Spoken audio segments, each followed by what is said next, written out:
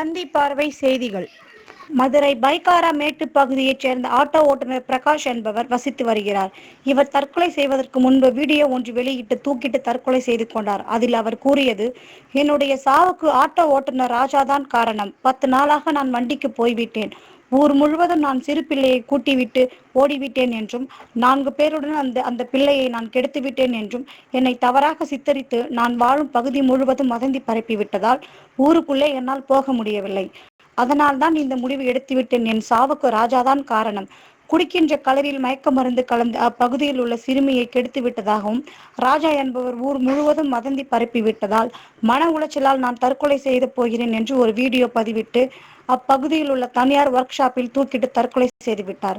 அதனால் அப்பகுதியில் சோகத்தை ஏற்படுத்தியுள்ளது.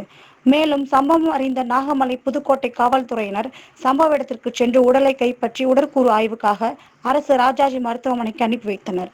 இதனால் பிரகாஷ் குடும்பத்தார் ஆட்டோ ஓட்டுநர் பிரகாஷை தவறாக சிறுமி கலரில் மயக்க மருந்து கொடுத்து கெடுத்து விட்டதாக அப்பகுதியைச் சேர்ந்த ராஜா என்பவர் பொய்யான வதந்தியை பரப்பியதால் மனமுடிந்து தற்கொலை செய்து கொண்டார் என்று நாகமலை புதுக்கோட்டை காவல் நிலையத்தில் புகார் அளித்தனர்.